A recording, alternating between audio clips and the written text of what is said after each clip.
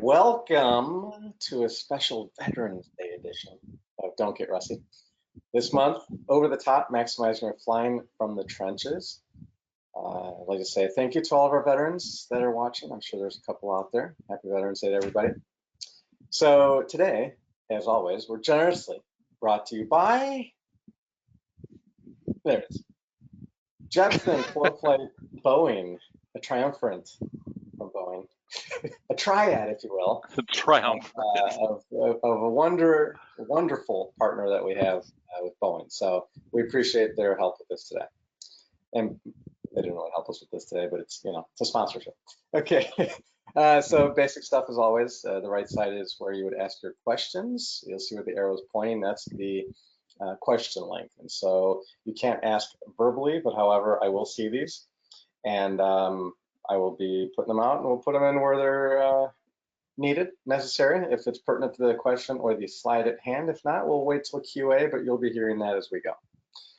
So today, as always, the three wonderful hosts, all us styles, are. What more could you ask for? Well, really, this is what you come for, right? Pablo Morelia, Senior Director of Flight Training Technology, all things technology for the You Can Fly Academy under the umbrella of AOPA. And I always talk about it in small terms, but AFTA, your AOPA Flight Training Advantage. I just want to. We should put a logo up there for this, I think. I should. Brought to you by. That could probably be arranged. That could be arranged. Yeah. Chris.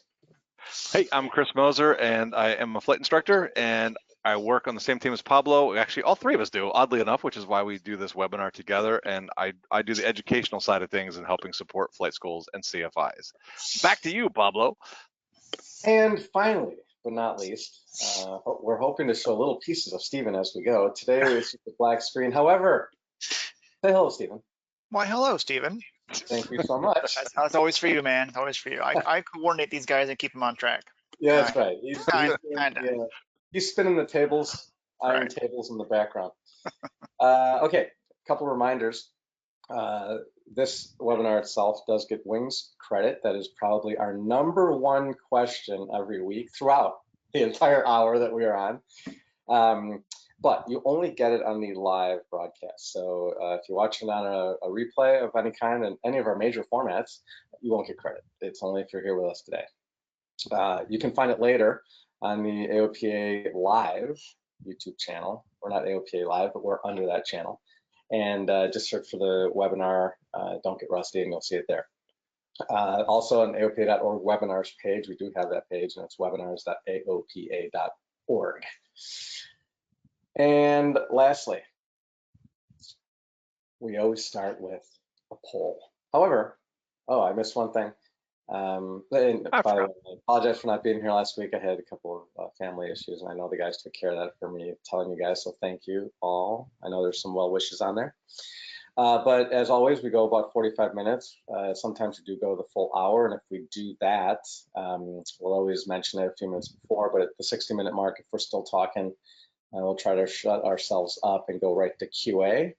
We try to answer all questions, but we try to keep it to an hour and a half tops. So it's 30 minutes of Q&A at the end. If we don't get to your question, don't feel offended. Come back next week and ask again. So on that note, Chris, let's kick it off. Well, let's go to our poll as always.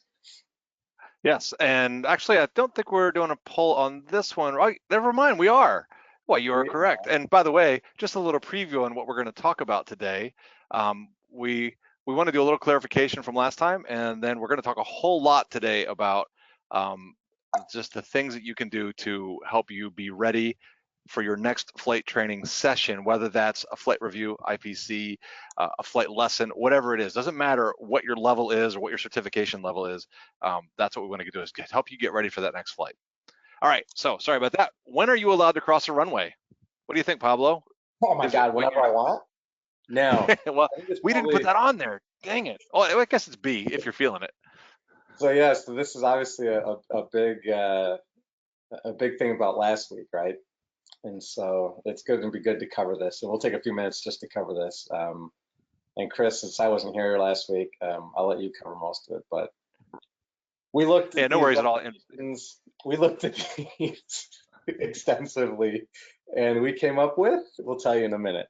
Where are we at here? 89%. Wow, look, wow. All right, so we're 71%. Hurry up. By the way, hey, I see a comment really quick. Someone is asking, they're not seeing Steven. Is that a benefit or a detriment? And, you know, I'd say it's probably both. Wouldn't you say, Pablo? Both a benefit Definitely a little of and a both. detriment. Because we want to build the anticipation when we reach 1 million subs, we will reveal Steven. 1 million subs. Yeah, that's or when we feel like it in the near future. All right, we do have another question by Robert. Any handouts or downloads today? Yes, there are actually. I didn't see them up there. Are they up there? They should be up there. Several. They should be there, yeah. Okay, now oddly enough, I don't see them. I usually do, so that's why I asked. My system has changed a little bit here. I don't see a lot of things I used to. Did you guys change me? I missed 1 week and all heck breaks loose. All right, I'm gonna go ahead. We got. Good. Yeah, I'm just gonna close that poll. Yep. All right. Did we see the results? So what do we got? We got 86% of people saying that when you are specifically cleared across the runway. Nobody's saying never, or if you're just feeling it, which is, I guess that's a good thing. Yeah, that's the good. Sometimes the 9%, and it depends on which reg you read. Yeah. Believe Chris, it or not. Well, really quick, I wasn't here last week, but can you just reiterate exactly why we're doing this poll to start? Yes, yeah. So basically, what the deal is. Let's go to this next slide. Last month, when we did this, what is this? November, so I guess October's session, when unfortunately Pablo couldn't be with us, we had our Ask ATC session, part one. And one of the things that was a little confusing was our expert, Damien, ATC guy, had sort of implied or whatever that maybe you can cross a runway without a clearance. And then we got lots of feedback on that, like, hey, that's not what I heard and that's not what I understood. And so we just want to clarify, and we spoke with him too. We went and talked to him, and that all pilots should follow federal regulations. In fact, this is what he wrote to us. All pilots should follow federal regulations and make certain that they have a clearance before entering or crossing a runway. He also wanted to say too that just so you know, he is not the FAA. He works for a contractor that works with the FAA. He used to be an FAA controller, and so he does not speak for the FAA. But he wanted to clarify that yes, if we look at 14 CFR 91-129, or for most people in the street, when you're on the street, you just say 91-129. We looked at these regs, as prepping for this thing. And basically the deal is it's pretty clear that you're supposed to get a clearance before crossing a runway. The confusion arises, and Pablo, you helped me with this as we were trying to go through FAA order 7110.65, subparagraph 3-7-2. My gosh. And in the same paragraph, it has one where it says ATC can issue holding instructions if they want to as part of the taxi clearance, and then in a separate sub-paragraph of that it says, but they have to get clearance across all. So it's kind of confusing, and I think that's what Damien was getting at, that it can be confusing, and in fact, as we read it, it was confusing. So what do you think, Pablo? What was our conclusion? We kind of said was, so our conclusion was that 7110.65 only made things muddier because 7110.528 superseded .65, which basically changed 2 words on it and then muddied it later because, as Chris said, in the same document it said you need specific clearance to cross the second runway. You can only cross one. And then the other one said it's really, up to be careful. Yeah, and it's kind of up to the controller thing. So it's confusing, but like I said, we'll default back to 91-129, which it pretty much says if you cross a runway, you need a clearance. So we're going to tell you the best thing to do is, if you're not specifically cleared to cross it, pause and verify. Just pause and verify and check. Don't go crossing runways, just verify. And I know that like at our airport, home airport, at least at my home airport of Frederick, we do get often a clearance. They'll say cross runway, whatever. They'll say cross runway 30 as part of our taxi clearance. Is a pretty typical thing.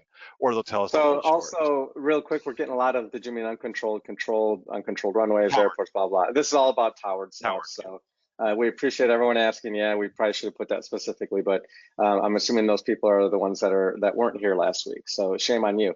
Yeah. But thank you for being here this week.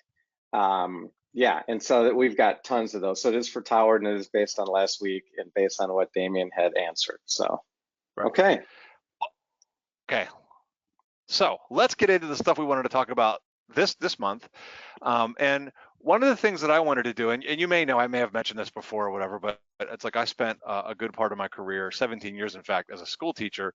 And so the educational side of things is kind of key. And when we were prepping for it, just ideas on how you can prep for your next flight on the ground, as I was going and doing the research and working on it and everything, it really occurred to me, I'm like, you know, it might be useful to just do a little bit of talk, so some real easy, lighthearted talk about some of the educational stuff about how we learn. And so as I was thinking about this, the real challenge that we all face as GA pilots, because I used to fly professionally, and so I know the level of proficiency I had when I was instructing full-time and when I was flying full-time is way different than what it is now that I don't do it all the time. I do it, you know, regularly, but not nearly as much. I don't fly every day. And so the key part here is it's being able to stay proficient. And notice I don't mean just current, I mean proficient, like sharp, within the time and budget And constraints by the that we way, all Chris, face. I hate to interrupt, but that is a very good point. There's a big difference between current and proficient. That's Current right. just means you've flown the appropriate hours in 3 months, so you don't have to do another. Right, the 3 takeoffs and landings in 3 Yeah. months, or That's being current. That has nothing to do with being proficient because you just did those 3 takeoff and landings in 90 days. It doesn't mean you're good at them. And, right. and I don't mean good, proficient. And that's only for carrying passengers. I mean, seriously, Yeah. you can go for 24 or 23 months and however many days and not fly at all, as long as your flight review is current, and go fly by yourself. I would not say that you're proficient in that case, even though you're legally current. All right, so that's a key part. And one of the things too is that as we aren't flying every day or regularly or whatever it may be, one of the things we want to know is that in our brain, there's an innate part of our brain that's, you know, from evolution or whatever. And it basically what it does is our brain gets rid of stuff that we haven't used in a while. It wants to make fresh the stuff that we're using right now that's relevant. So the longer we go, the more likely we are to forget things. And that's kind of by design. It's like the stuff that you're using, your brain wants to keep in the foreground, and the stuff that we don't, it kind of just lets fade away into the back parts of our brain. So forgetting increases as the frequency and or recency of whatever we're doing decrease. And of course that makes sense. We've all seen that before, right? The less you do stuff, all of a sudden you're like, what was that again? I haven't used that in a while. That's normal. So that said, By the way, nice what I plane wanted, there, Chris. Wow. did you like The that one? dihedral on Yeah. those wings. My goodness. Well, you know, That's, it wants to have some really good roll stability there. All right. that's So amazing. a little bit about how we learn. So what I wanted to talk about here was that there are some steps here, and the reason I'm bringing this stuff up is because when I start talking about, at first I was just making a list of tips, but I really wanted everybody to think about the fact that there is some weight behind this, and knowing how we learn both knowledge, think like regs, aerodynamics, that sort of stuff, and skills, which are the physical parts of actually flying the airplane. There are 3 levels that are often talked about when it comes to that learning. And so at the most base level, you can see both of them at that first level is when we're first learning things, we tend to memorize. So we memorize. Think about when you're learning to fly the airplane. You're doing what your flight instructor told you to do, like turn the mags here, put the mixture here, do this with the throttle. You don't really understand what you're doing, but you're just learning how to do it. As we progress in our training and our experience, we start to get an understanding of like, oh, I start to be able to predict when I do this with the throttle or when I do this with the mag. Now I'm looking over here on the tack because I know what I expect to see, that the tack should fall, whatever. So we get that understanding, and then a higher level even beyond that is where we get enough experience and understanding built up that we can start to then apply it to a whole bunch of new situations. We have a concept level where we can now apply it to different airplanes. Like, oh yeah, I know this in piston airplanes. It's probably similar in this other twin over here, or it's similar in maybe even in a jet. So we start to be able to build concepts on a higher level. And when it comes to skills, that's that part where we can just do things without even thinking about it. Like we can now talk like as you become a flight instructor, for instance, you talk as you're doing the landing, and you're able to talk while you're in the pattern or whatever. Not that we always recommend So that. you're saying that you can't talk and chew gum unless you're a CFI. Yes, no, of course, you know what I'm talking about. It's just like driving your car. When you're first driving, you're very focused if you see somebody new. Oh, yeah. And then as you Oh, get yeah. experience, then we're able to do a lot of other things, mess around with stuff. Well, But yeah, because it's more automatic almost, you know what I mean? yes, It's it like, is. okay, yeah. And airplanes become like that too, as the more you fly. The thing that I want to warn us, we want to get to that higher level where these things become more automatic, and the same thing can happen with the knowledge. We get to a very high level of understanding it, but don't forget that is also a breeding ground for complacency. When it starts to become something that we're not worried about, it's very easy to move over into complacency versus actually paying attention. And so I want to encourage you guys as we talk about this to go to that higher level, but then also be guarded for complacency. Be guarded about the fact that you don't want, be disciplined, pay attention, make sure you don't get so like laid back about it. You're like, oh, whatever, I'll just do my run up while I'm taxiing and whatever. You know, I don't need a checklist anymore. I know this. Don't do those kind of things, because that's how you can get yourself in trouble. Okay. Well, yeah, I mean, so basically, right, when you get to that point where you say, I've done this a million times, it's like, oh man, that's when it starts to fail. Like, nah, well, do it 1,000,001 times, right? You can still do things by memory, but have that checklist with you. And that's the key. And we're going to talk about some of those techniques as well, too, coming up. So absolutely, just be guarded, be disciplined, you know, check yourself before you wreck yourself. Wreck yourself. It's good. All right. So one of the things that we can do is, I wanted to talk a little bit too about the fact that, you know, we all make mistakes, and we've all heard that, but there is a human tendency for us to like sort of say, well, you know, other people make mistakes, but you know, that mistake, that was not something that would happen to me again, or that I would do. And there are two types of mistakes, and I'm pulling this stuff if you're interested. There's a link on the handout from the Aviation Instructor's Handbook, and it talked a little bit about slips versus mistakes. So there's two types of errors, I should say. A slip is one where I know what I'm supposed to do. Like, I fully understand what I'm supposed to do, but I just missed a step. For example, on takeoff, I was doing a soft field takeoff. I know I'm supposed to pull the flaps up, but I got busy, I was distracted, and I forgot to bring the notch of flaps up on climb out. That's a slip. I know what I'm supposed to do. I understand it. I just missed it somehow. A mistake, unlike a slip where you actually understand what you're supposed to do, I just missed something. A mistake is where you actually have an incorrect understanding. Like, I'm going to give you kind of a weird example. Let's say that my understanding was that I'm supposed to push the mixture full forward, you know, all the way rich, to lean it for somehow. That's proper leaning. I'm supposed to go full rich, and that obviously is incorrect. As you climb in altitude, you want to lean it the other way. So you are successful in your misunderstanding. I thought that going full rich was the right thing to do. I get up to altitude and I push it full rich. That's a mistake, because I didn't understand the right thing to do in the first place, or I just misunderstood what I was supposed to do. So, or mixture based, right? You're in Colorado, you don't fly there usually, and you're doing your run up, you don't have full power, and you're like, I wonder why not. exactly. That's not going to work out well. And you got a big 6-foot electronic sign that says altitude. Density altitude, I believe is what they say, don't they? Yes, and it's like, oh, 9,000 some feet, and it still doesn't click into your head. That maybe you want to lean for best power. Well, I'm just saying it happens. It might happen, and that's that. Yeah, you want to check in on that. Make sure you know what to do. If you're not sure, see a good CFI or some good local pilots. All right. Yeah. So what can you do for this kind of stuff? And one of the things that I really wanted to recommend was, you can do a review after every flight. And it doesn't mean just, even though I use this on training flights for people, I do it myself after I fly. And what you can do, and I know I've talked about this before, I think it was beginning of the year that we did a session, and I used the same thing, but I put this handout, should be in there, and then there's also an article that explains how to do it. And basically what you want to do is go through all the big things that happen in your flight, whether it's safety things, procedures, or problems, and grade yourself. You know, you could do it, I have it out of 5 on here, you could do it out of 10, it doesn't really matter. But give yourself a grade and say, how did I do on these major parts? How was my takeoff? How was my landing? Especially if you notice something where you messed up. Go mentally back through that flight and then say, yeah, that went well. And then I notice the ideas for improvement. Even if I'm like, I thought I did it perfectly, how can I maintain that? What can I do to make sure I keep doing it that way? And then if I mess something up, what can I do to fix that?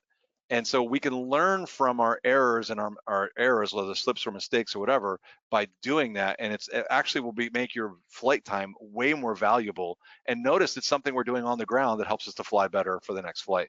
And then you can actually review those things before your next flight to say, oh yeah, I've reviewed that after my last flight, which should be the stuff I want to focus on this flight. So that's a really powerful way of doing it. Now, Pablo, I know this won't be you, but one thing that we want to be aware of is that there, oddly enough, and I know nobody will experience this, but there's a human tendency for us to either take any errors that we've made and kind of go, oh, that was just a one time, I know better than that, I won't do that again. And or like when say you're looking at like an accident study, to kind of look at it and go, well, clearly that's what was going to happen, and I would never do that. So I'm sure that none of us do that sort of thing, right? Well, no, but I think that's a valid thing, though. I mean, and I told you there was a situation I've heard of where a young man went to Springfield on a late afternoon after a long day, was tired and asked for an intersection departure because it was a super long runway at Springfield, Lincoln Airport. And they got confirmation that, approval, yes, intersection departure approved. And instead of waiting at that intersection, they just took off. They weren't giving clearance for takeoff, just for an intersection departure. Hearsay, of course. And it is a one-time thing, right? Because it was just, as they would call a brain fart. It's a long day, and you heard cleared for, and you thought, okay, I can take off. They can take off.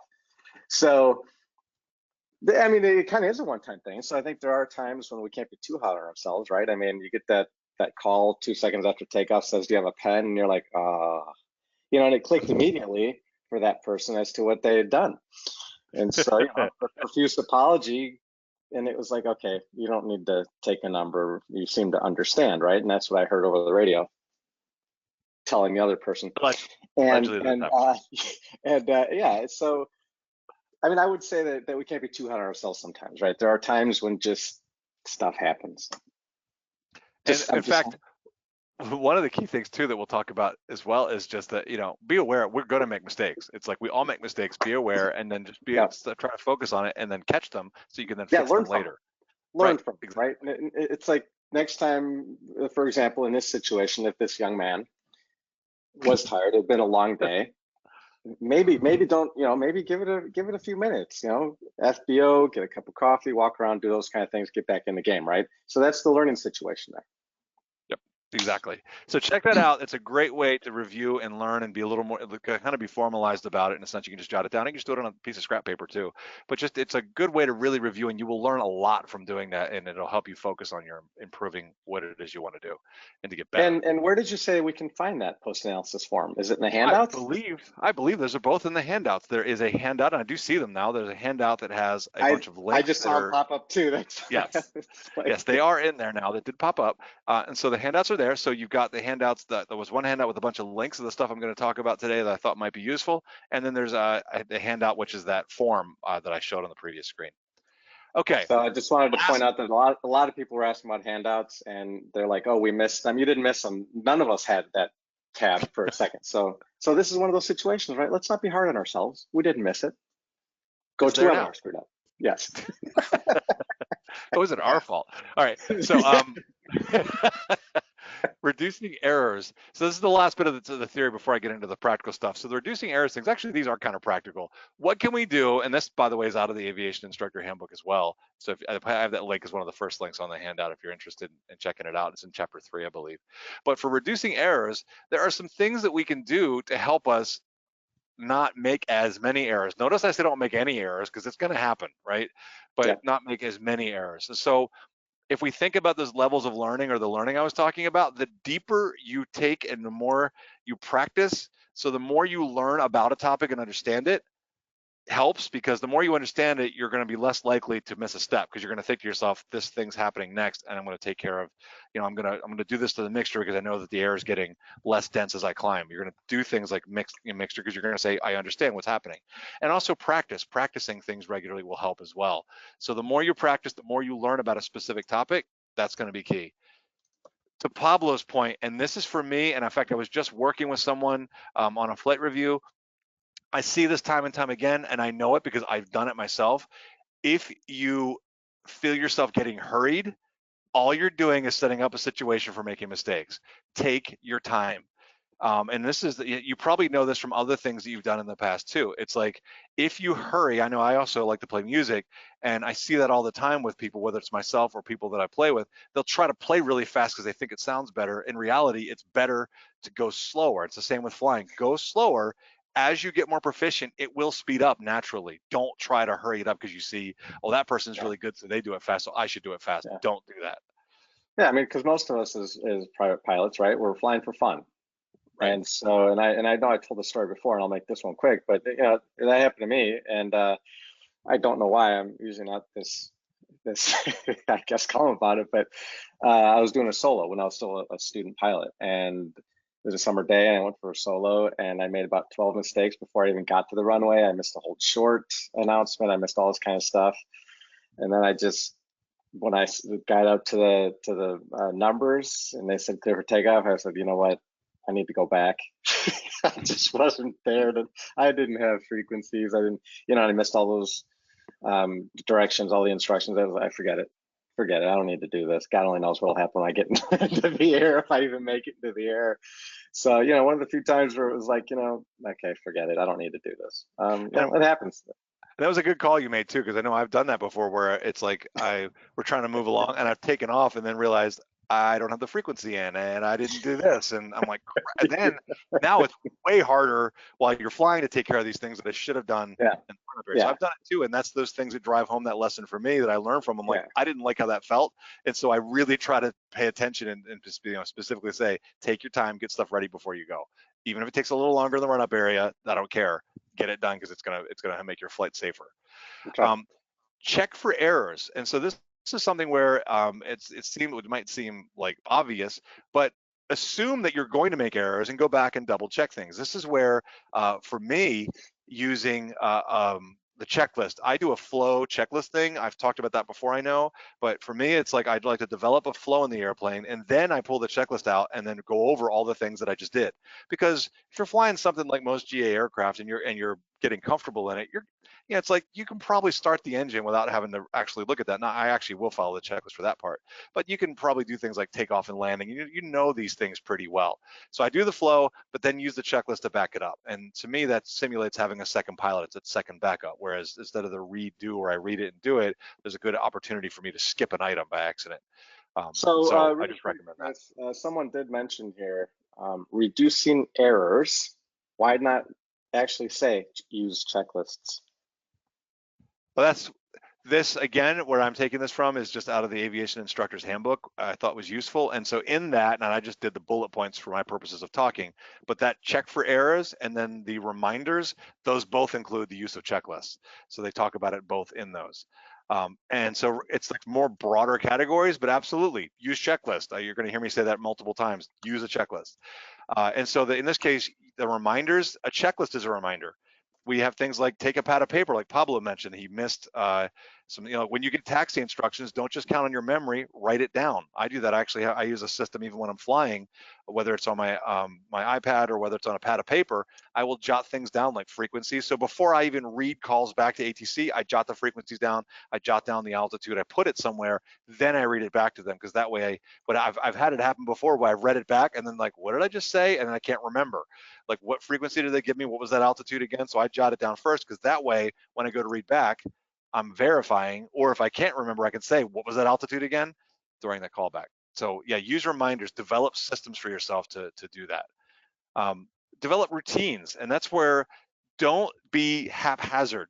If you look at professional pilots, they do things the same way all the time. And of course, they do it for crew coordination, but even like fighter pilots, they have a way of they're trained to do it.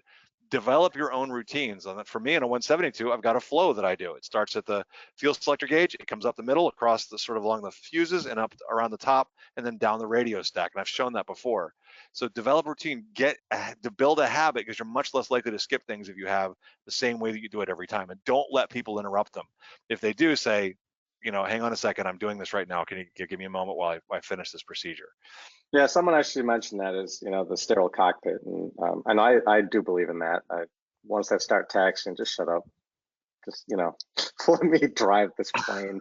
It's not turning, but anyway, it's yeah, I do believe in that. Even though I was joking earlier, yeah, especially on landing, right? It's like you never know what frequencies or instructions you're going to get from ATC. Right. So, and then the last bit is what Pablo mentioned already too, and this is a good one, is it's more of that awareness, sort of a meta awareness, even though that's now apparently was it copyrighted by somebody else.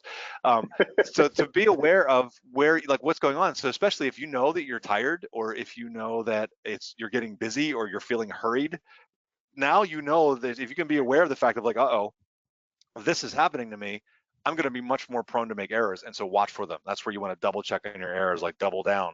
I want to take my time, use these other things to help me. I'm aware that I'm in a situation where this can happen. I'm going to double down on my routines and everything else, take my time to make sure that I minimize errors. Notice I say minimize. Don't beat yourself up. They're going to happen. The big part is like, what do you do if they do happen? Correct them and try to catch them. Yep. All right. Now, Knowing is half the battle. We did have a cool graphic, you might recall. I just was worried about copyright issues, but you may recall, if you're like our age, back in the 80s, there was a cool cartoon, little G.I. Joe action, and knowing is half the battle. So what can you do now? Now we get into the practical things. This is the ground knowledge that I want to talk about here. Learn the how and why. And this is something that I emphasize so much when I'm training people, because I know a lot of people just want to memorize things to get through the check route, or memorize things to get through it. I'm like, you know what? Take your time, learn the how and the why, because then it's actually useful for you later. If you just memorize stuff, what happens, Pablo, when you took your written test? Did you just memorize and get ready for it? And then what happened afterwards? Yeah, well, I mean, come check ride, and obviously I was more prepared, right? There are vastly different times to do both things, but yeah, there's times you sit there and you just memorize something, when someone asks you how that works, and you're like, well, because it is. Well, yeah, I mean, you just don't know how it works, right? So that's a problem. Yeah. There's sometimes there's no point in memorizing something if you don't know exactly how it works. And how many times have you heard of people too? Like I've seen that where people will memorize, because I was a teacher for a long time. Kids will, like, I had students of mine that would memorize stuff for tests, and then you ask them 2 days later, it's gone. They've dumped it. It's just all that knowledge is gone. Where if you take the time to actually dig in and understand it, it's not going to go away so easily. It's going to stick way longer than other stuff. And think about it. I know for me, when I was I instructed for a long time, and like I obviously was teaching airspace, and I had all that stuff memorized.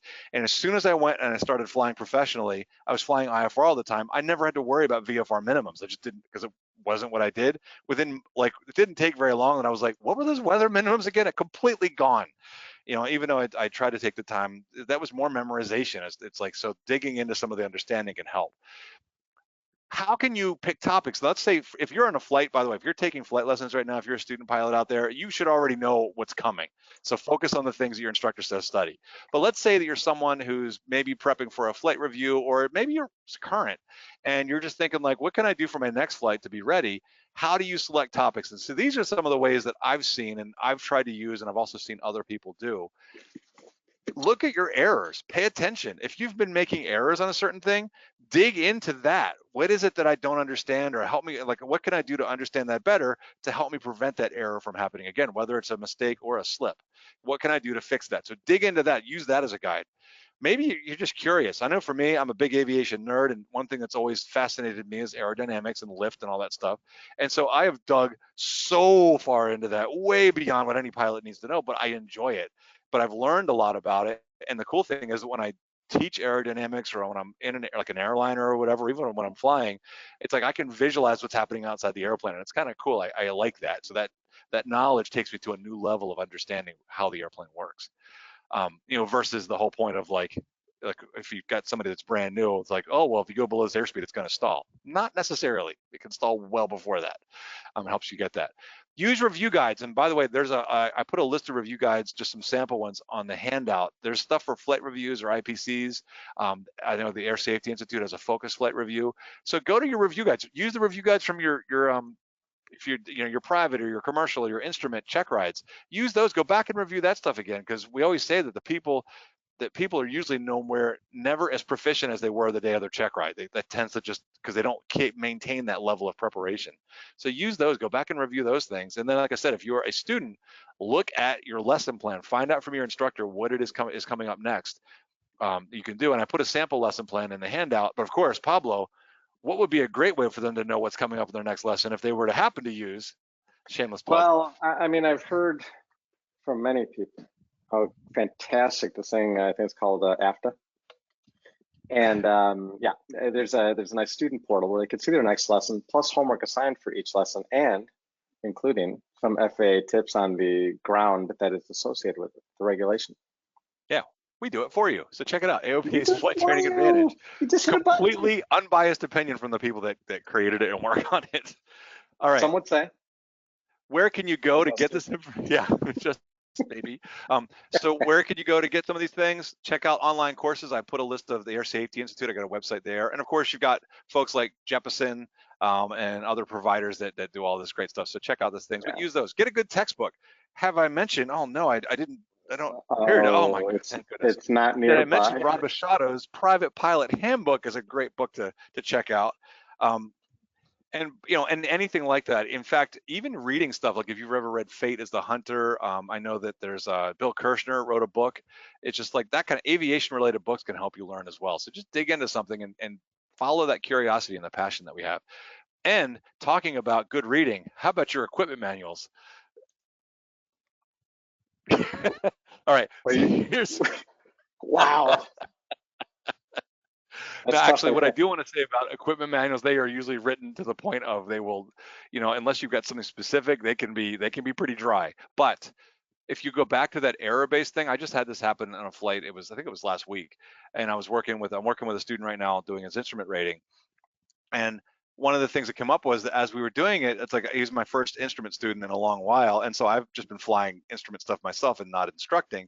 And then I realized we were having to do VOR to an ILS, and I was like, how does this? It's got a digital display. It's a G500. I'm like, how do I display two navs at once, because it only does one, obviously.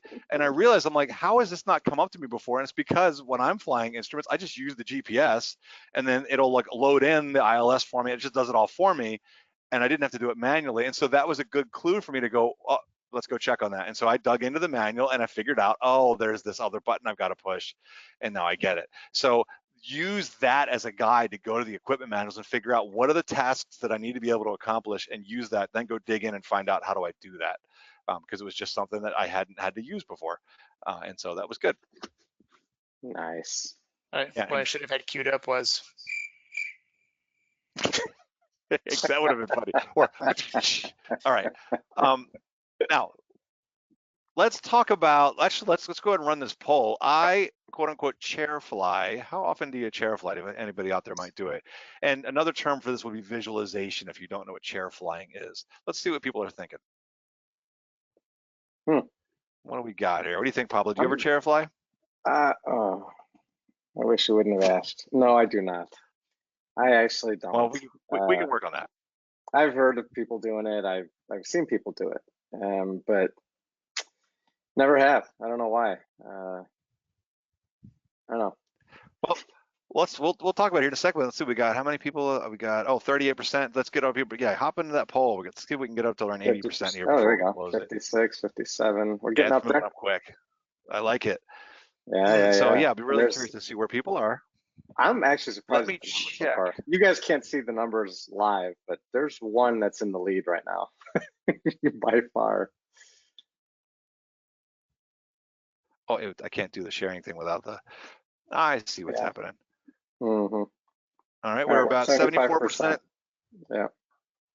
All right, let's see if we can. Will it go to 80? Maybe it'll go to 80. Oh. Come on, everybody. Let's get it up to 80% there. Yeah. Let's get to a B. Vote twice if you have to, but let's get to 80. It's Chicago style voting. Is that what that is? Yeah. Vote early, vote often. Almost there. We'll give them. Let's just hang it at 78%. Now there we go. Come on, one more person. Just one more, and we'll find out the results right after the break. Oh my goodness, people are just like, they're like, no, I'm not doing it. They're literally just, all right, go ahead and close it. Let's close it. All right. Let's see what we got here, Stephen. Oh, 80. There we go. Hey, nice. Thank you.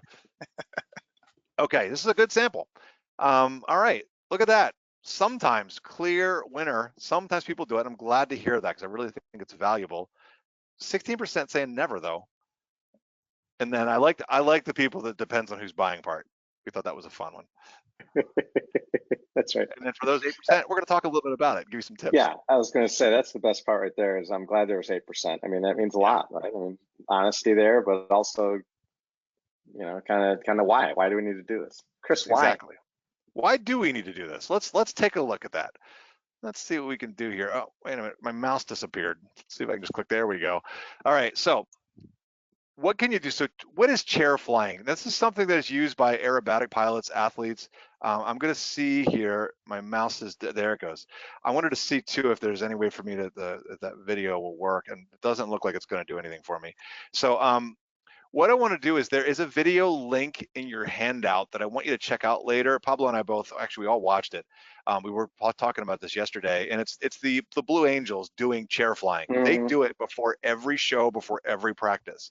And so basically what it is they will sit there and just check out the video. The first part is they go through their briefing, and then they literally fly the flight in their minds. And they go through everything that they're going to do. And in fact, you'll remember like the leader of the Blue Angels is kind of talking as he would. He's like, throttle up, easy, pull back, you know, and then like the other guys will check in as they're doing things. They're all visualizing where they're using the pen to trace the route. You know, we probably don't quite need to go always to that level of what we're doing, but what I found is really useful is go through emergency procedures. This is a great way to practice them. If you're going someplace, especially that you're not familiar with, someplace new, think to yourself, I'm going to go up there. What's the wind going to be doing today? What pattern entry am I likely going to have to do? What altitude should I be? Literally walk yourself through. I'm approaching this unfamiliar airport. How am I going to make my pattern entry? What altitude will I be? What will this thing look like? How high should I stay? You know, where are the taxiways? When I roll out, where am I going to go? So think these things through ahead of time, and it'll help you. Drilling emergencies is great. I all my pilots, all my students before they solo, I put them through a whole thing where they have to show me that they understand all their emergencies and they can do them. So how do you do it? There are some tips. There's a couple of articles I found. One article goes into a bit more detail, which is where I got these bullet points just to throw in there. Create yourself a training space. Find some place that's quiet so you can focus, because it's all a mental exercise. If you have a cockpit poster or pictures, use that. In fact, I even have, I don't know if this will show up on camera. I should have gotten a picture. I'll have to look for it. I have from when, oh, here it is right here. From when I used to fly freight. Let me see if this will show up. Can you guys see this? No. Look at that. Can you see it? Kind of, yeah. You can see a. Got it. So you can see that's a cockpit of a Beech 99. And so we used to do that. They used to give us that so we could practice our flows. And so I even took pictures of the cockpit so I could go and review them, so I could review my procedures and flows for that airplane. If possible, the best thing you can do is go sit in the airplane with it not running. Just go sit in it. If you can reserve the time, it's not being used. Go sit in the cockpit and go through your procedures.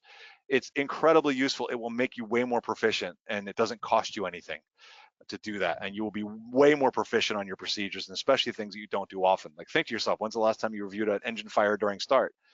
Because I tell you what, you're going to want to have that memorized if it actually happens. You're not going to sit there going like, oh, where's the checklist again? You know, you want to be able to just react and get on it and do the right thing. So then go through, whether it's your flight plan that you're going to do, especially if you're going someplace unfamiliar. If you're working on maneuvers, let's say you're working on your commercial, doing chandelles or lazy eights, or you're doing steep turns or whatever it is, if you're doing a private, go through these things. If you're flying instruments, go through the approach. This is where I would be. I'd be at this altitude. I would want to do this. I want to do this checklist now, and then run that checklist while you're doing it. Mentally walk through it.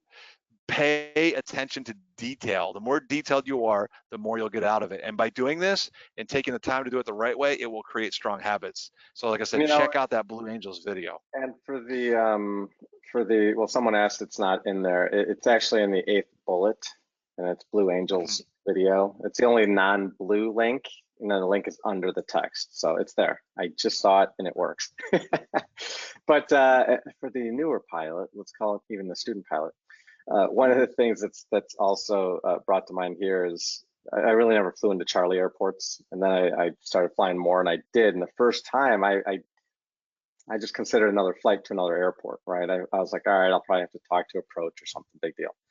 But on takeoff, that's when things changed, because I did my usual, hey, this is, you know, blah, blah, blah, ready for takeoff at North Ramp or whatever, right? And they're like, okay. Souls on board, direction of flight. I'm like, oh man, give me a few minutes, I'll get back to you. You know, I wasn't ready for it. I wasn't expecting it. I didn't do my research. I didn't do any of that preparation. I should have. And so, you know, meanwhile, the plane has started, so I shut it off. You know, I went through everything in my direction. They weren't just looking for Northwest; they were looking for, you know, 300. Right. Yeah, they want a heading.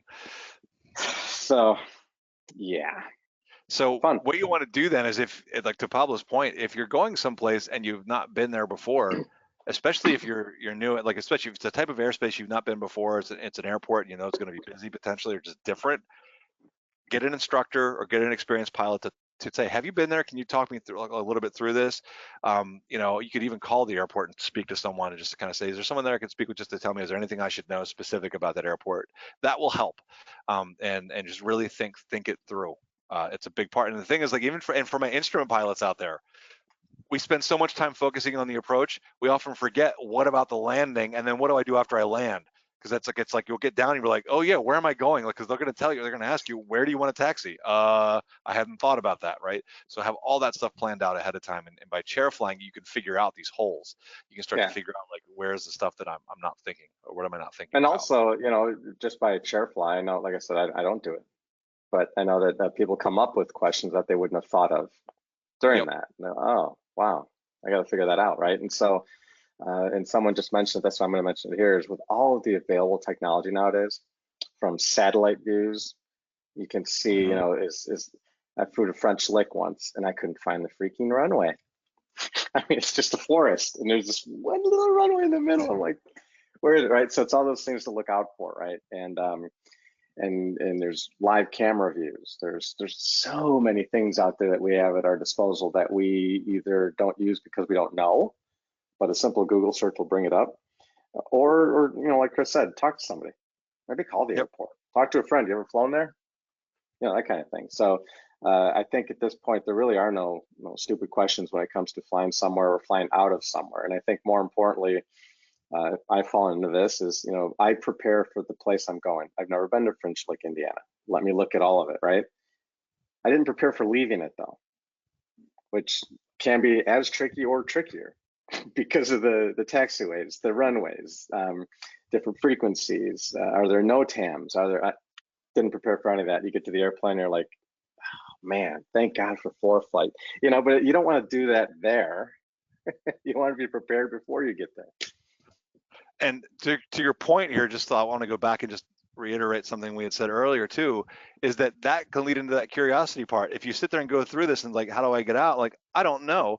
Now you can use that part to say, I've got a hole. Let me go dig in and find out whether that's talking to somebody or looking something up or whatever, all the things that we have available to us, but go and use that to drive that curiosity to figure out, what do I need to learn to make it so that I'll be ready for that, to be prepared.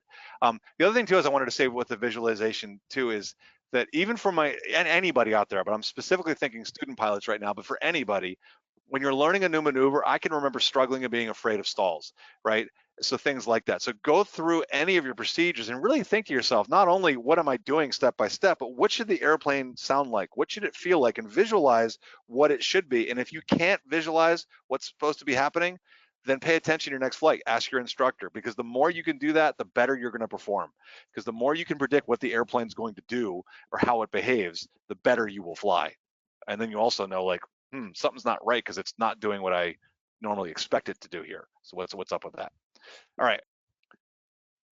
Now, to go along with visualization, you can go one step with that. And really, to me, flight simulators are just a way to take visualization and go out one more step, because you actually get to physically fly the airplane and see the things and hear the things and touch switches and all that sort of stuff.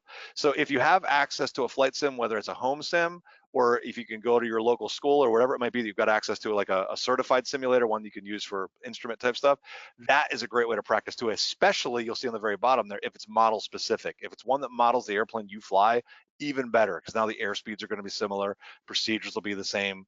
And so that's really, really helpful to run things like emergency procedures and whatever it is.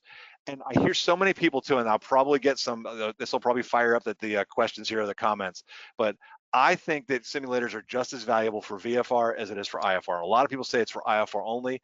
I disagree. I work with my students and I will put them in the sim when I want to review, like before I introduce stalls, I will have them do it in the sim, even though I tell them it's not going to behave the same way, exactly the same way the airplane will, but I can get those procedures and get them used to what the visual looks like. So when we go to do it in the airplane, they're not fighting with like me having to tell them what's the next step. They know this stuff already. So it's like an advanced form of chair flying to me. So it's amazing for emergencies and procedures. And you can do emergencies in the sim that you cannot do safely in the airplane.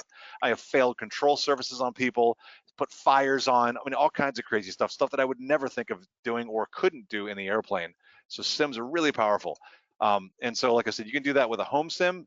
Home sims are great for things like practicing. I used to practice cross countries when I was learning on them, or I'd still do instrument stuff on it for home and for proficiency. Even though it's not for currency, it's great for proficiency, and it doesn't cost you any more than the equipment that you buy and the software that you use.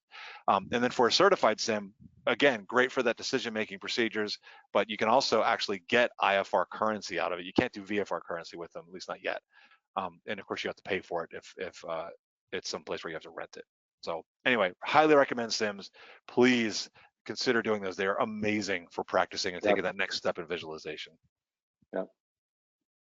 Any questions or anything, Pablo? Or well, no, I was just going to talk about some other, and I know we've had some questions as to what other ways to prepare and stuff like that. And so I know that we're going to talk about them, and I'm kind of like, I want to throw it in there, and we can talk about it later. I'll mention it anyway. Okay, so one of the ones I was thinking, because somebody asked this question, is live ATC.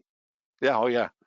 To me, that's excellent, because, and it's kind of dumb. You said you were an aviation nerd. I'll listen to live ATC while I'm working. It's so stupid, but I do. But you know, when I'm going to go to an airport I've never been to, for example, like a French lick, whether it's a ATC or not, right? I'll go there, and sometimes you'll see an airport name, and is that what they call it? And I didn't realize it until, you know, you get some experience on it. But sometimes that's not what people use locally. Right. And so if you listen to that frequency, sometimes you'll hear, you know, instead of Springfield, you know, I don't even know, regional, it'll be something like Lincoln, right? Or vice versa. And you're like, well, it doesn't say that anywhere. Right. Where did you get that from? Every pilot going into it says. And so those are really good things to know, whether it be, you know, runways, obstructions, whatever it is. I think it's really good. And that's one of the things that I don't think I've ever mentioned it here before, but it's actually a good part of a pre-flight, both getting in and out of somewhere, in my opinion. IMHL. Yeah, that's a great tip. I think absolutely agree, especially people learning comms, or if you're working on your instrument, or if you feel rusty on them, listen, because then you can hear other pilots speaking, and you can even like pick up the things that are good, but also please pay attention to people that might have bad habits, the things that they say, things like no joy and I got bandits at my 12 o'clock. Those are not things we should be saying, but there's a lot of great stuff you can hear and sort of get an idea of what those exchanges are like. We're getting close to the end of the topics here, and I know we'll take questions here in a little bit, but one of the things I wanted to mention was that there are simulators out there too for your avionics, and these are a great, whether VFR or IFR. I happen to, in the handout, I'm familiar with Garmin. I'm not trying to promote Garmin necessarily by itself. I'm sure the other ones have this too. I just knew where this website was, and so I put it on the handout. But you can get things like an iPad app. This one is for the GTN Garmin series, and so you can literally go through and turn it on and practice. In this case, for instrument stuff, you know, put in your approaches and practice loading them and seeing how it will behave and what'll happen, and if I need to edit things. It's a great way to do it, because it's often hard. Like it's usually you can't go out to the airplane, turn the avionics on, and sit there and play with it for an hour, because you'll run the battery down unless you've got some sort of ground unit.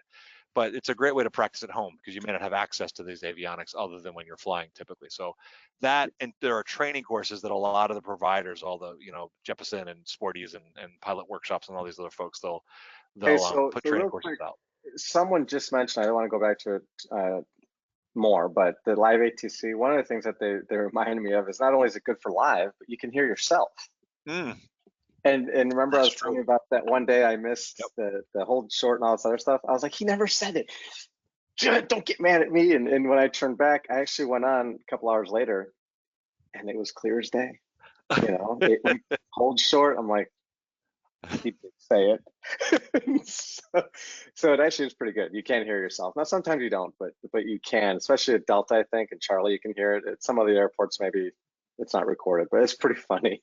Yeah, it's usually the tower. It's a good learning tool, though. Yeah, definitely the tower ones. Most of them are there. In fact, basically, you pulled the tapes on yourself. Yeah, exactly. Right. If only you could delete them.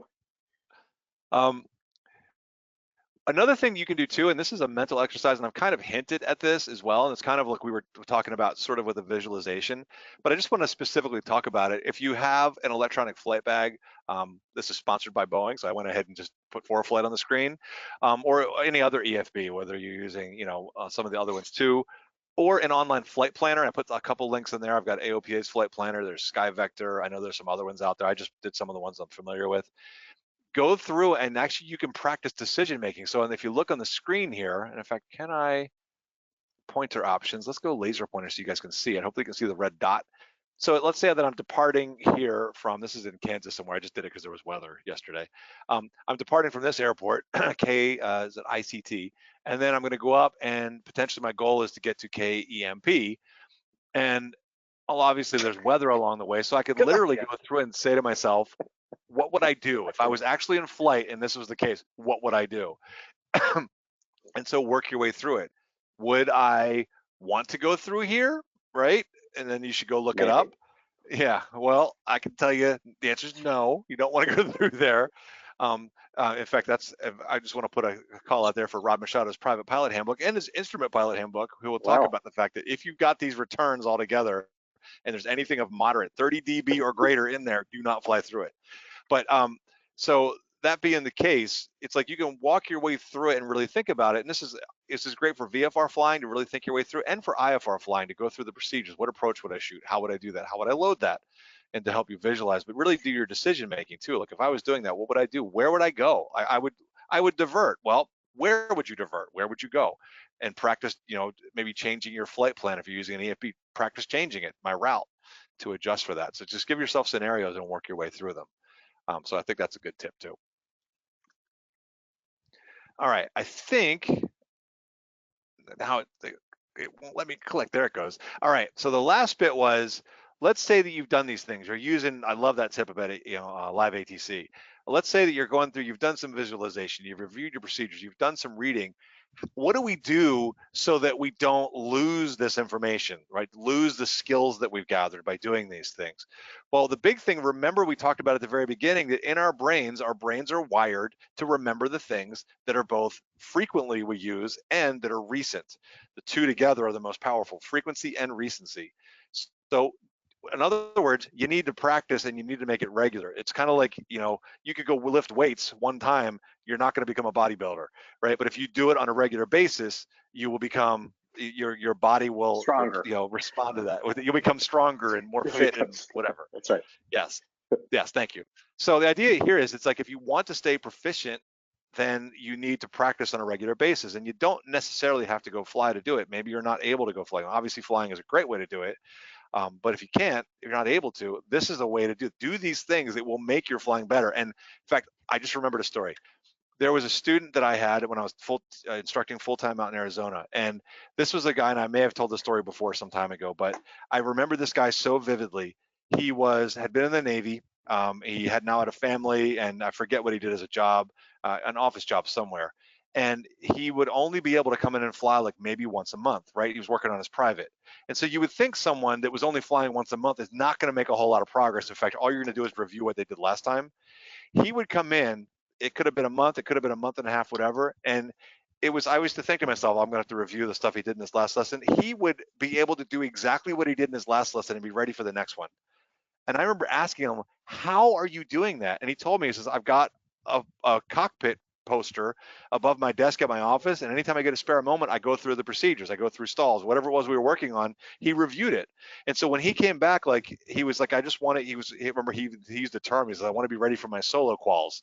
He wanted to be ready to go solo again. And so he would focus on that. And it was amazing. Like, I've never seen anybody that used visualization and to me show how powerful it was. That's what he would do. He would go through all the procedures and he would remember everything like I had just flown it with him yesterday. In fact, better than some of the people that I'd flown it with yesterday, right? That he just really did it. So it's very powerful. So practice. This stuff does work. And then some other tips for remembering: make sure that when you're learning something, put it in context with where you're going to use it, because putting it in context gives it more meaning and your brain will code it better. It'll stay there longer. So use it in the context of where you're going to apply this information. Keep a positive attitude. If you're thinking like this is stupid, guess what? You're not going to remember a whole lot of it because you're going to have this negative attitude about it and it's not going to stick in your brain as well. Use as many senses as possible. Sounds, that's where a sim is nice. It's got the sounds, the visuals, the tactile part. So use as many senses as you can. That will help you remember it and make it more real. Practice meaningfully. What I mean by that is purposely practice. Do it like you're going to focus on this. I'm really going to try to do this the correct way. And don't over practice. Doing it once or twice is not enough. Not that it wouldn't hurt, but 3 to 4 times what they show is optimal. 3 to 4 times of purposeful, meaningful practice is the most powerful. If you do it more than that, you keep drilling it over and over again, it starts to lose its effectiveness. So don't do that. You're just wearing yourself out. So practice 3 to 4 times meaningfully, try to get it right, and then move on to something Chris, else. Back to it just later. to add to you were saying about flying, and I mean, it's expensive.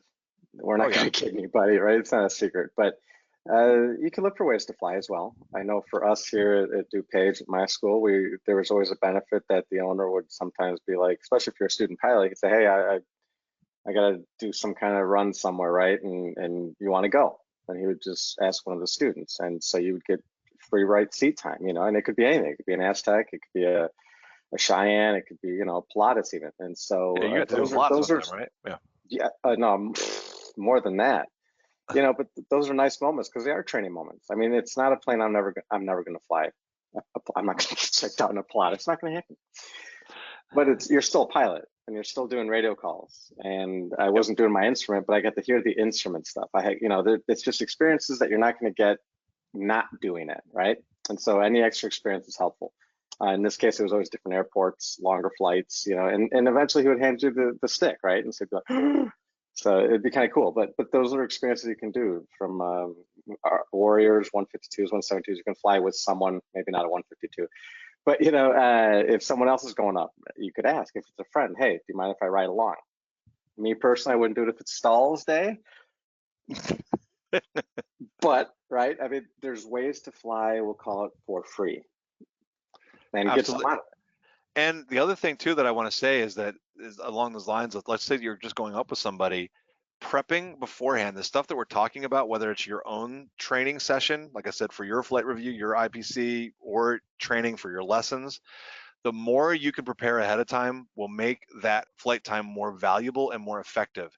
Because if you go up and it's like you've been told to review, like say we're going to do stalls for the first time, and you've been told to review the procedure and read about it, and you don't, now you get in the airplane and it's like, and it really became so clear to me, the last flight was just so crystal clear. I had someone that I've been working with and I was training them in the sim, and then we're going out to do a flight for this particular approach, and it had been a little bit, and it wasn't quite as like solid as we thought or whatever. And it was just so apparent that how much more difficult it is to train in the airplane because it's noisy, it's loud, I can't pause it. I gotta watch for traffic. So I'm just thinking instrument flying. So the more you can prepare mentally so that when you do go fly, you will get so much more out of your flights and they will become more valuable. So yeah, absolutely, fly as much as you can. But also I don't want to discount the fact that prepping mentally before you go fly will make those flights more valuable to you than if you don't. And so it's just like I've seen it so many times. I just want to. So really I hate to stop us or interrupt, Yep. but we are 12:02. We're 2 minutes past our 60-minute mark. So I don't know if you want to wrap this up. I'm sorry. It was literally the next slide. The AOPA. Okay, so let's jump here and we'll come back to questions.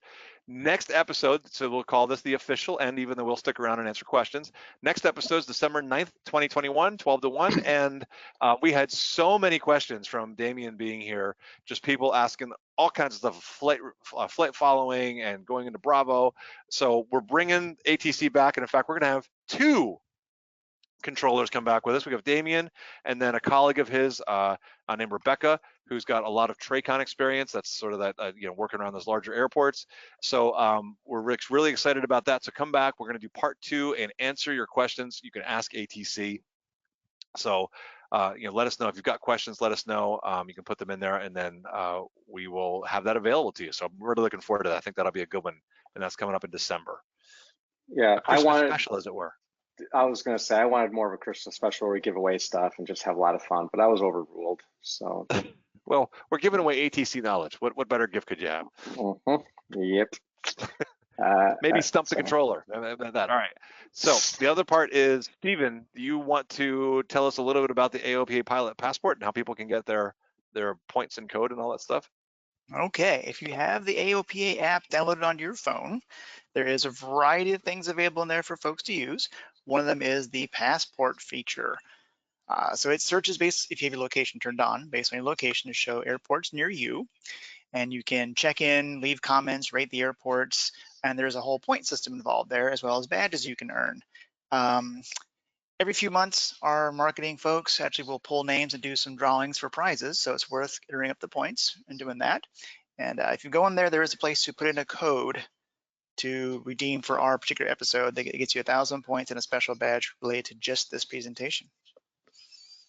And real quick, someone asked about how do they ask questions for the Ask ATC. So just to clarify, this is a part D from the one that we did last week when I wasn't here.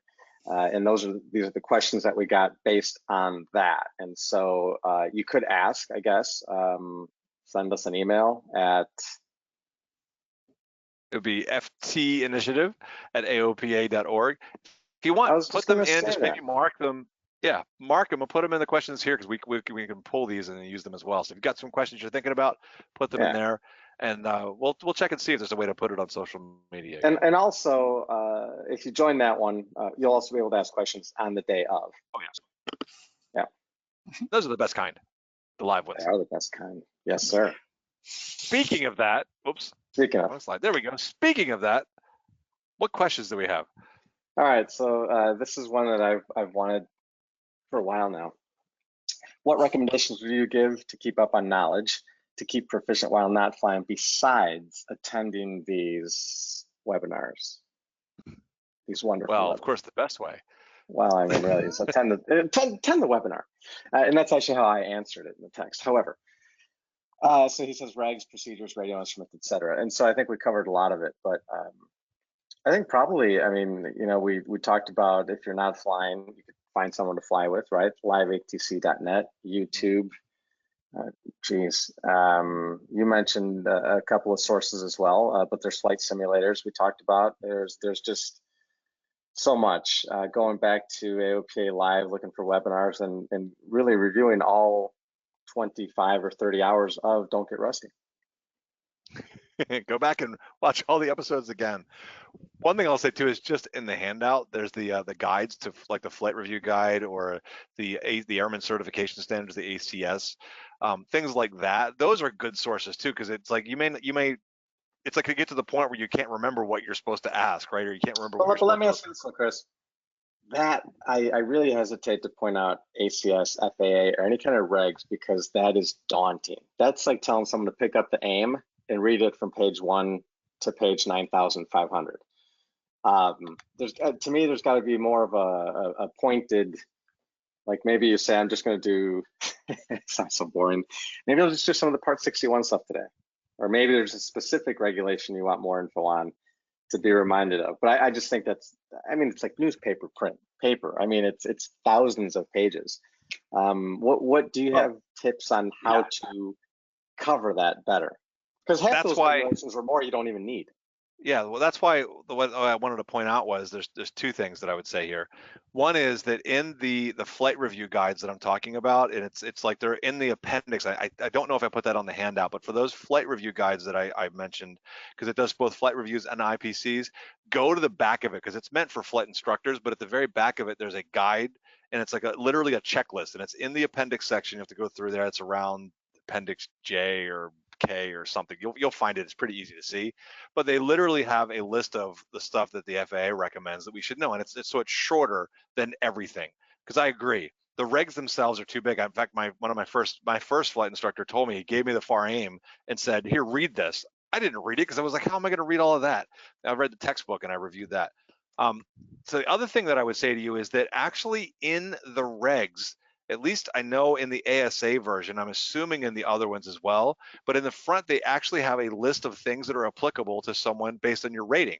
So if you're a student pilot, it says, review these regs. If you're a private pilot, review these, and so on.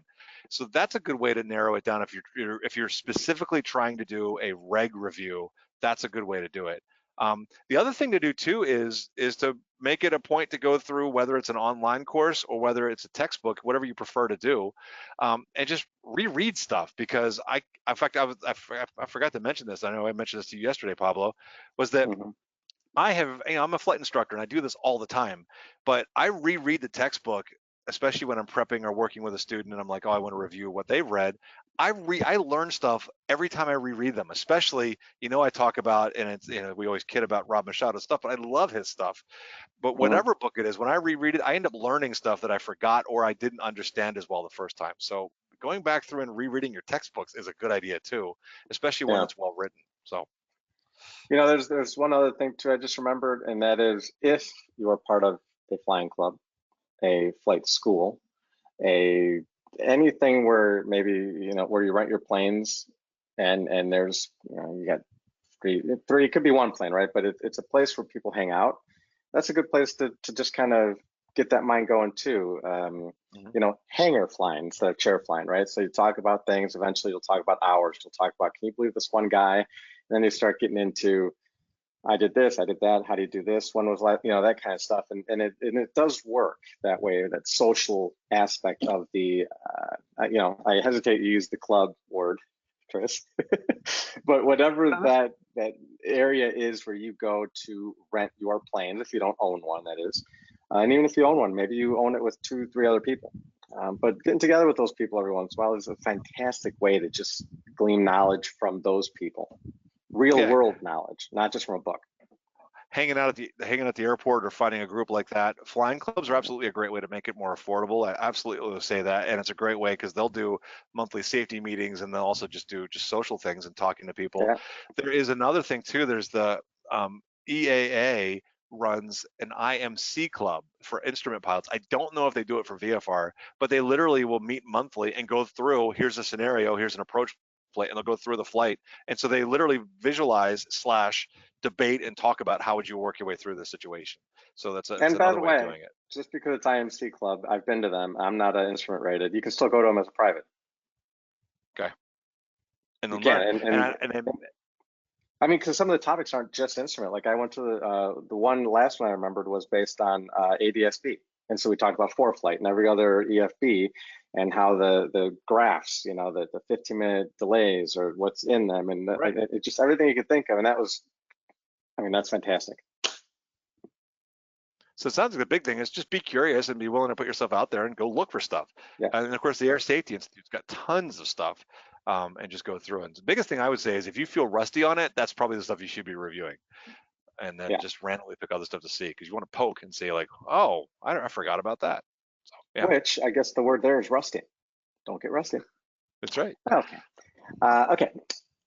What is a recommendation to get more proficient in flying? For example, longer cross-country flights or pick shorter runways. I thought this was a pretty good question. It's the answer. I don't think there is an answer. There's probably many ways to go about this one, but flying proficient, I think probably the answer, if we were just go real simple, would be to fly. It could just be around the pattern, but fly, right? Get behind the yoke. That's the best way to actually become proficient or more proficient. But I mean, there's obviously many others. Chris, yeah, I would go too. Yeah.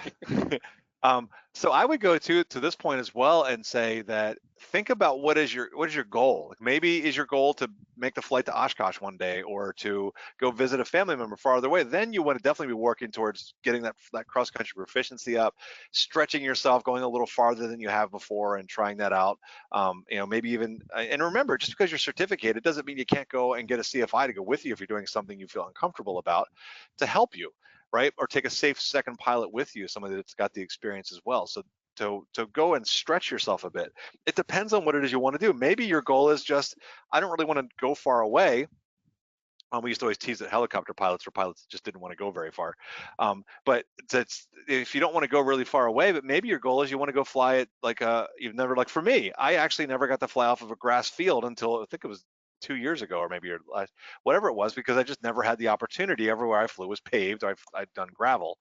And so I just made it a point. We're going to go do this grass field thing. In fact, it was a student of mine that really wanted to go do it. So I said, okay, well, let's review this. We'll find out and get prepped. And we went and did it. So I would say that just stretch yourself and think of what are your goals? What is it that you'd like to be able to do? What kind of grabs your curiosity? Scenario-based learning, right? Hey, I'm going to go. How would you do it? Yeah. And then if you're uncomfortable with it, that's what you want to go train on and learn how to do. And we have just been told by our wonderful audience, that always are a wealth of knowledge, is that there are VMC clubs as well. It all depends on the local chapter. So please check your local chapter for that. A lot of airports have them. You probably would go to EAA.org or look up the VMC or IMC club and you'll be able to find those. But they're definitely worthwhile. Okay. Do you recommend a checklist and flow? Yes, absolutely.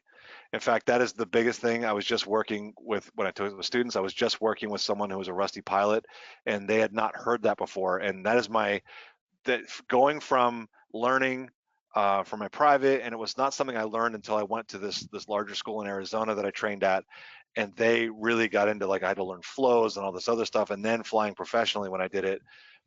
When I came back to GA, just flying, like, just private, like flying a Cessna or whatever, that I brought back with me.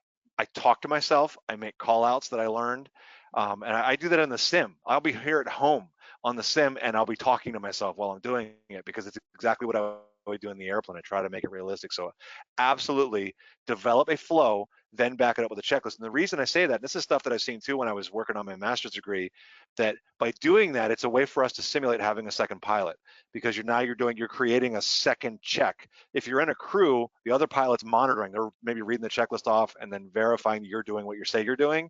Well, when you're by yourself, single pilot, like most of us are, you can't do that, right? So instead, I do the flow, because most of our GA aircraft are not that complicated, and when you're in the grand scheme of things. So I do the flow, I know what's supposed to happen, and then I go pick up the checklist and I review, and I actually look and touch. Did I do that? Did I do that? Did I do that? Did I do that? And so I verify. And that way I'm doing everything twice. But I highly recommend that. I think it makes you way more safe. And talk to yourself. All right, so we have a statement here, a comment, which is actually pretty cool. Someone said Garmin Pilot has a demo mode that simulates all of your flight plan in the iPad. Yes. And they use it to do mental notes on procedures or checklist reviews. So that's a good one. If anyone uses Garmin Pilot, there it is. And that's what those GPS apps will do the same thing. Love that stuff.